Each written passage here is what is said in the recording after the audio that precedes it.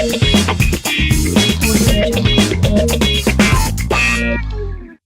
I'd like to welcome Sarah McLean, the founding director of the McLean Meditation Institute in beautiful Sedona, Arizona, to my show. Sarah is actually my first guest here, and we're both trying out this thing called Blab today to talk with you. And Sarah has a wonderful, wonderful program that she's going to be talking about, and I'm really excited. And actually, this was a very special interview for me because I do primordial sound meditation, and meditation is a huge part of my life. And so I'm not only interviewing Sarah, but I'm getting to approach this as a student. So let me get right to Sarah and welcome you to the show. Welcome, Sarah.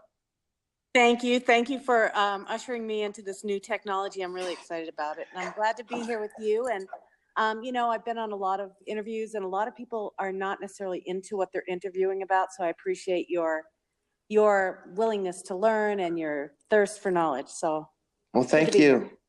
And I'm going to be taking a lot of notes for myself in addition to the people that I serve.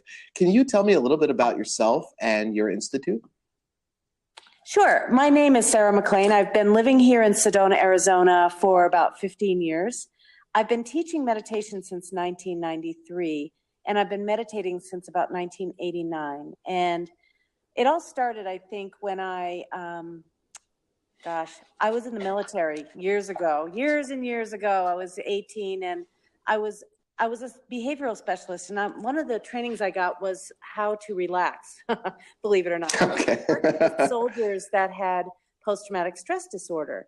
So I was being taught how to do a body relaxation scan where I was lying on my back, and a male nurse was guiding me into the whole practice. And I remember the contrast from how stressed out I was before I started that to how I felt after that. And I remember it planted such a seed in my mind about what relaxation can feel like. And years later, I ended up riding my bike. I was aiming for all the way around the world, but I only got as far as Thailand. And the partner I was riding with, he got sick. But I had kind of was on the search for finding out the mysteries of life. Like, what are we here for? Who am I? How can I feel really good? How can I feel ecstatic and excited about life? And I was looking for it everywhere. I mean, I'm talking the far corners of the earth, up in the borders of China, up in Hunza Valley, in Pakistan and Thailand. And I was always looking for what is going to satisfy this thirst for, I guess it was self-realization. It could have been love. I don't know what I was looking for, but I ended up, after a few years, learning how to do some yoga.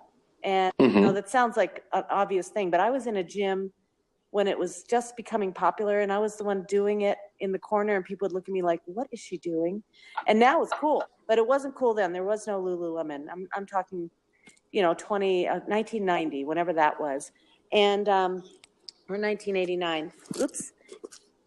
We got to talk to that camera woman. So then I ended up meeting this other guy, and I actually had read a book review in the Washington Post about Deepak Chopra's book called Perfect Health. Now, no one had heard of Deepak Chopra. It's one of his first books, right near quantum. I've read that book. Right. It changed my life. The book review changed my life. And when I was reading that book review, I remember I had this feeling throughout my whole body, like, oh my God, this guy's onto something, even though I didn't know who he was. Obviously, everybody does now. Most people do. But I didn't know who he was, but I knew he was onto something, and I knew I wanted to do it. So coincidentally, that same week or month, I met this man, a new boyfriend, and he said, if you want to be my girlfriend, you're going to have to learn to meditate. So wow. He asked me what I wanted to do for my life, and I said I wanted to do this Ayurveda thing I had read about in Perfect Health, and he knew all about it. So it was like meant to be. So anyway, I got the book Perfect Health, learned to meditate, and ended up in the back of the book calling the phone number that said more information. And I called that number and I said, I'd like to work for you. And I got the job. Wow. It was in 1990. So I had been working for Deepak Chopra from 1990 till about 1997 when I left for India. And actually this next weekend, not this coming weekend, but the weekend after, I'm going to be a presenter at his center again. He has me come a couple of times a year to do programs for them with him. And wow. I'm excited about that. And so anyway, I first learned to meditate, and then started to learn a lot about Ayurveda, the science of life and longevity from ancient India. And I got really steeped in that. I got really steeped in that community. It was actually a transcendental meditation community. And we lived in Lancaster. I got all the treatments that you read about in the book, Perfect Health. I mean, you read about those, right? Yeah, and one of the things I remember even in that book that was very interesting is I tried it. He had the whole thing about water, just drinking hot water out of a thermos. And I remember doing that and learning about the simple meditation and trying to insert yoga into my daily routine and going to bed by a certain time and the circadian rhythms. I mean, it's all stuff that was so simple, but it really, really helped me. And I think, not to go off track here, but he even has a book called Restful Sleep that really helped me during a time of insomnia that's got some very similar systems with the different doshas. I don't know how I know all this stuff, but yes. Because I think you know it because there's something inside you that totally resonates with that wisdom. It makes so much sense. I mean, think about what people are into today in terms of alternative health. They're into aromatherapy and sound therapy and massage and juicing and elimination therapy and meditation. And the ancient science of Ayurveda took that all into consideration and included things like herbs and diet and daily routine and taste therapy even, and aligning your rhythms with the rhythms of nature. And I think there's something deep inside you and inside a lot of people I know who get turned on by this ancient wisdom that remembers it. I don't know where we remember it from. I'm not even sure I believe in reincarnation, but there's something inside me that says, that's for me. And I think that's what you feel too. I like it. And maybe that's what brought us together today. I don't know how it happened. Whatever. and somehow we got Blab to work. Maybe it's all that. But let me ask you this. In your own words, what is meditation exactly? What is it exactly? Well, the thing is about the word meditation is it refers to so many techniques, whether they're ancient or modern day techniques, whether they're designed to help you transcend or become more mindful, whether they're designed to help you reach self-realization or enlightenment, or whether they're designed to help you develop compassion. So the word meditation refers to the many ancient and modern techniques that help to settle the nervous system and help you to achieve a more fulfilling life. However, the word meditation also refers to the actual state that you get into when your eyes are closed, the state of meditation. So it's a body of knowledge. It's also a state of being, so to speak. I like that. Well, let's talk more about that. What is that state of being? How would you describe it to someone who is brand new to this? Okay, well, I can describe it this way. Most of us right now, if you're listening to this, you're awake, hopefully. You see things, you hear things, you can taste things, you can touch things. You've got, your world is made up of things in time and space. Yes. Most of us have that experience every single day. Most of us also have the experience of being in deep sleep. Last night, you were in deep sleep. You probably lost track of time. You lost track of what color your sheets were, what color your pajamas were. And when you got up, you looked at the clock to reorient yourself. And that's something that everybody has the experience of. So we know now that there are two states of consciousness. There's the awake state, there's the sleep state. Now you also know, and some of you remember very clearly, your dream state. So what that is a different state of consciousness. You've got the waking state where you see things and feel things in time and space. You've got the deep sleep state where you transcend time and space. And then you have the dream state where you're having time and space elements, but you're not in a very awake state. Once you open your eyes after a dream, it all disappears. When you're talking about meditation, you're talking about the fourth state of consciousness, which can be called Turiya, Turiya. It can also be called Atma Darshan. Atma is the word for soul, and Darshan is the word for direct experience. And it also can be called glimpsing the soul. And this fourth state of consciousness is a state that is new for many people. because it's a state where your mind settles down, the body settles down, but then you transcend the activity out there. You transcend the activity of the world. And I'm hearing a lot of garbles. Oh, sorry. That might be some New York City sounds in the background. I tried to avoid them, but go on there. So you transcend those sounds. You transcend all of that like you do in sleep. Sometimes you can sleep in New York even with those sounds, right? Yes. Meditate in New York even with those sounds. Yes, you can actually. So what that is, it's about transcending that fourth state of consciousness, which has so many names, is a state that is reached by meditators. What happens is the mind settles down, the body settles down, and you glimpse for a minute or a moment or this undetermined period of time your own soul, your own consciousness. Now that sounds so esoteric and strange, so I'm going to give you an example of that. As you're listening to me, I want you to turn your attention to the one who's listening, to that presence there that's receiving this information through your eardrums, who's looking at this audio or listening to this audio or looking at this video with your eyes. There's a presence there that is looking through your eyes. And meditation, at least the sound meditation and many other types, help you to yoke your attention to that part of you. It helps you to become aware of your own awareness. And we talked earlier about yoga. Yoga comes from the root word union. Union means to unite, or yoga means to unite your attention to that source of your attention. And so we look at it like asanas and pranayama and this movement and these postures, but it's more than that. If you ever read the Yoga Sutras, you'll see there are 8 limbs of yoga that include behaviors and ways of living. It includes drawing your attention inward, being able to focus your attention along with pranayama and asanas, and then also having that experience of samadhi, which is that some people would call it being in the gap. Now, have you ever had that experience when you meditated? Absolutely. Yeah, the gap is. Thank you, by the way, for all of this. You're reminding me of so much that I do, and slipping into that gap is something that I experience on a regular basis. And I just want to say this to the people that are listening.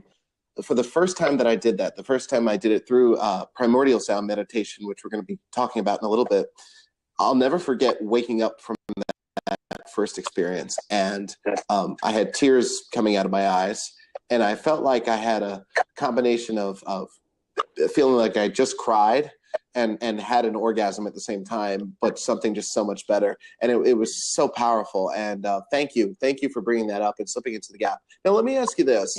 For people who are skeptical, because you always have people that are skeptical of these types of subjects, right? What are some of the benefits to meditation, specifically for someone who might be struggling like myself with mental health challenges such as anxiety or depression? Well, I can tell you, first of all, I've never met anyone who can't meditate. So when people come to me and tell me I can't do it, my mind's too busy, I'm too anxious, I've got too much to do, I tell them they can meditate. Good to know. Secondly, you just said it. For me, I had really bad anxiety. I had the kind of anxiety that would make me wet my pants or stop and cry or not be able to drive or not be able to breathe, not be able to swallow, and especially not be able to speak my mind. I mean, it held me back from everything. And I didn't learn to meditate because I wanted to get over anxiety. I actually just thought that was going to be how life was.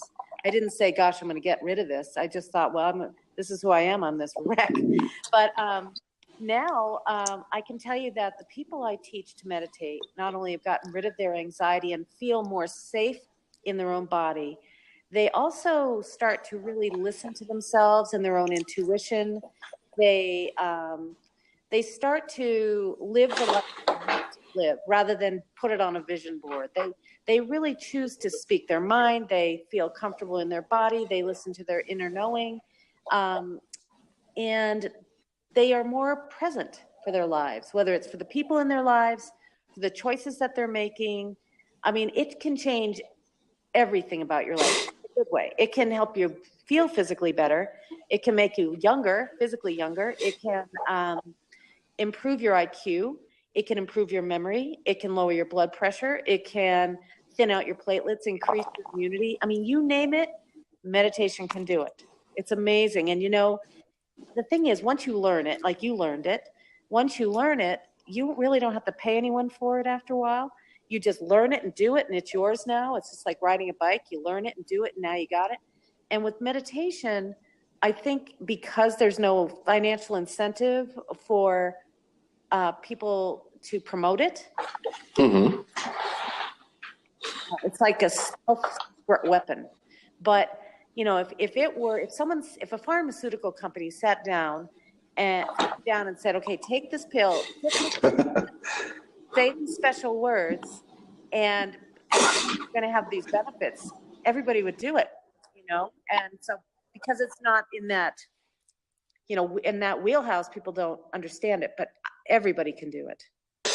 I love that. And thank you for saying that. And something I want to ask you, everybody can do it. I totally agree with you. A lot of times people give me the excuse, which I'm sure you're used to hearing, is, well, I can't focus, so I could never meditate.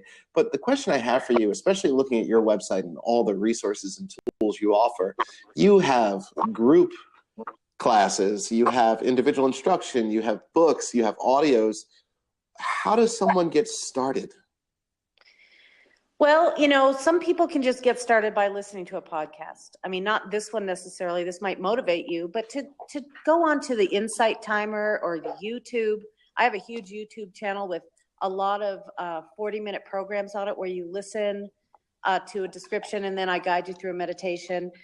So you could, some people can learn like that. Other people need to be a one-on-one. And I get a lot of people that come to my center here in Sedona, and they want me to show them that they can do it. And they want to do it with me. It's like some people want to learn how to ride a bike with someone saying, hey, you got this, you got this. You know, it's like that. You've got this. And yeah, that's normal what you're feeling. Yeah, it's normal to have thoughts. Yeah, it's normal to be distracted. So I think anyone can learn. It's just a matter of learning correctly. And here are some of the things to avoid. The first thing you have to avoid is trying too hard. What that means is, yes, we've talked about that fourth state of consciousness, about going into the gap, but you can't make it happen by trying hard. You actually have to instead use a gentle attention and use a tried and true effect or technique. And there are plenty of them out there. But you don't have to try hard, and you don't have to pretend you're having an experience that you're not having. That's not helpful. Also, it's important not to try to clear your mind, even though meditation will help you to get more clarity and will help you to be more focused. It's not because you're practicing or doing that in the meditation. Meditation itself is a means to an end, and the end being more focused. It's a training. That's why they call it a practice and a training. So in general, you can learn as long as I'll give you my 5 essentials, okay? The first one is you'll always have thoughts. Thoughts are, that's the nature of your mind to think, just like it's the nature of your eye to see me, right? So that's natural. Thoughts are natural. Your job in meditation is to come back to the focus of your meditation. Now, everybody has a different focus, whether it's a sound like a mantra, a primordial sound, or maybe it's a sound of the wind in the trees. Other people like to focus on sensations like your breath or moving like a walking meditation. Other people like to feel the body like a relaxation practice. And there's also the visual focuses that people use, like gazing into a candle flame or, you know, a campfire or the night sky, or even Eckhart Tolle, who wrote the book, The Power of Now. He talks about gazing at a flower and just bringing your attention again and again back to the focus of your meditation. So the first essential is you'll always have thoughts. Your job is to come back to the focus of your meditation, regardless of how far gone you've gone in your daydreams. Number 2 is you want to be kind to yourself. And that's key, because how you treat yourself in meditation is how you treat yourself. It's a training for life. So don't beat yourself up in there. If you got 15 minutes to meditate, don't spend that whole 15 minutes being critical or telling yourself you're not doing it right, or telling yourself you're a loser, everybody else can do it and you can't. I mean, that is not helpful. So be generous and kind to yourself. The third is don't try too hard. And what I mean by that is I'll quote Yoda from Star Wars, right? Do or do not, there is no try. So you either come back to the focus of your meditation or you don't. You can't try to come back to it. You either do it or you don't do it. So in meditation, you don't use superhuman powers of concentration. You use a gentle attention, the same attention you're listening to me with. This is the attention. The fourth essential to meditation is to let go of any expectations that you might have. Now, I know you had a great experience. You told everybody about it, right, Mike? You know, you felt like you had an orgasm and you were crying at the same time or something along those lines. That may or may not happen again, right? Happen again, right? Happen again, right? Happen again, right? You know, if you want to find out more about me, I think I mentioned, or a meditation in general, you know, there's so many great books. I have a good one, apparently. There are a lot of study groups that people start around my books. It's an 8-week program. It's called Soul Centered, which is a way of being that's opposite of being codependent on the external world for your happiness. This is about finding that inner happiness. And I have got many meditations free on YouTube. You can go to my website, sedonameditation.com. You can also find it at mcleanmeditation.com, MCLEAN, meditation.com, where I talk about the 5 essentials. You can listen to a number of meditations for free on there. And you can also, if you're visiting Sedona, it's usually on people's bucket list, come meditate with me. We meditate every day in my center. And I wish I could show you a picture of that, but it's not. I'm at my home right now where I used to teach until it became finally popular. I used to be considered weird, and now I'm just a meditation teacher. I also have a meditation teacher academy where we train meditation teachers from all over the world. We're the first licensed meditation teacher academy in Arizona and maybe perhaps the United States. I don't think there is one dedicated academy for meditation and mindfulness teachers. So we have teachers from Finland to Pakistan to China to Aruba, and of course all throughout the United States and Canada. And they know what I know. And they're great to sit with. And some people need to sit with a teacher, so I recommend it.